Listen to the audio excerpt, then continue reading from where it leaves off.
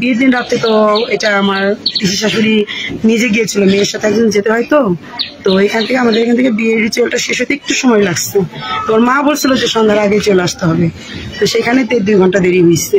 তো সে 4 তলায় মানে একদম ফার্স্ট দিন 4 তলায় বসে আছে, তো সে নামবে না, দেরি হয়ে গেছে, আমি বরণ করব না। পলাশ নিজে উপরে উঠে ওর মার হাতে পায়ে ধরে, যে মা ভুল হয়ে গেছে, হাতে পায়ে ধরে মাকে নিচে নিয়ে এসে তারপরে ওর মার সামনে কিছু করতো না, জাস্ট টাটা দিয়েছিল। মানে বাড়ি থেকে যখন মুভ করবে ও তখন জাস্ট টাটা দিয়েছে। ও ভাবছে ওর মা হয়তো ঘরের ভিতরে যাচ্ছে, চোখের আড়ালে টাটাটা দিতে গেছে, আর ওর মা এর মধ্যে পিছন ফিরছে, ফেরার সাথে সাথে দেখে যে ছেলে টাটা দিয়েছে। এইটাই হচ্ছে কাল হলো।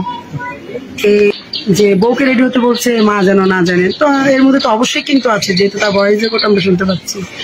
তো তবে সেখান থেকে আমরা আরো একটা ক্লিয়ার হলাম যে হ্যাঁ ওর মার দোষ আছে। তো এটা আমার পিসি শাশুড়ি আর কি এটা মা করছে, উনি তো সাথে গেছিল।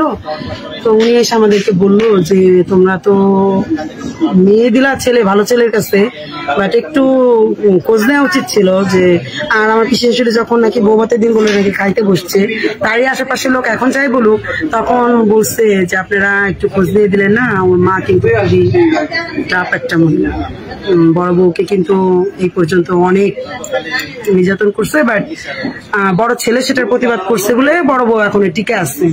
আর আমাদের ক্ষেত্রে যেটা হয়েছে, হ্যাঁ উনি একই প্রসেস চালাইছে, বাট পলাশ যদি একটু শক্ত হইতো, মাকে মানে আমার কথা, মাকে আমি ভালোবাসি ঠিক আছে, বাট আমি যখন চোখের সামনে দেখতেছি আমার বউ আমাকে ডাল রান্না করে দিচ্ছে, আমি একটু বলছি যে মা সুস্মি ডালটা ভালো হয়েছে, মা আমার সামনে ডালের গামলাটা চাঙা দিয়ে ফেলে দিল। তো তখন তো আমি কি আর আরেকজনে কি, একটা ছেলে তো রিয়াক্ট করতেই পারে যে মা এটা তুমি কি করলা। সে কিছু বলে নাই, উল্টা তখন সুস্মি কেউ কিছু বলে নাই। পরে সে রাত্রে বুঝাই বলছে যে মা তো এমনই, তুমি কিছু মনে করো না, এটা কোনো সমাধান না।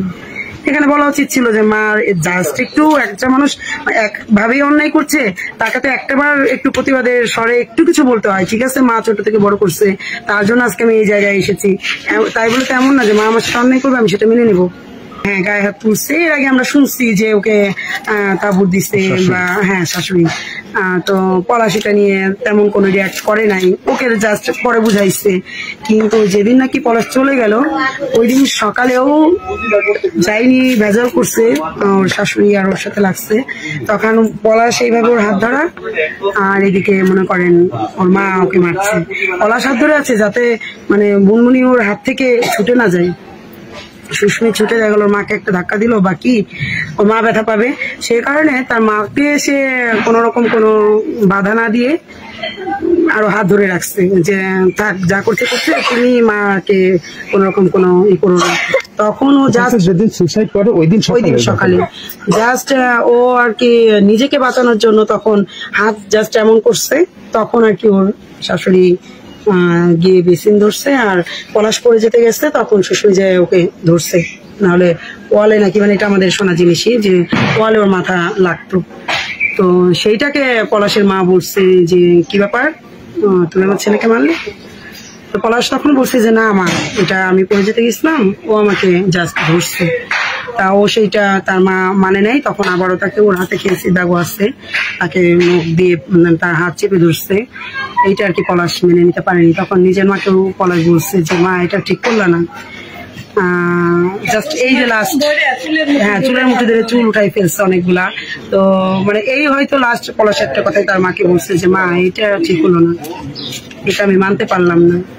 জাস্ট এই পর্যন্তই হয়তো ওর, আর ও সুস্মির সঙ্গে কথাও বলেনি।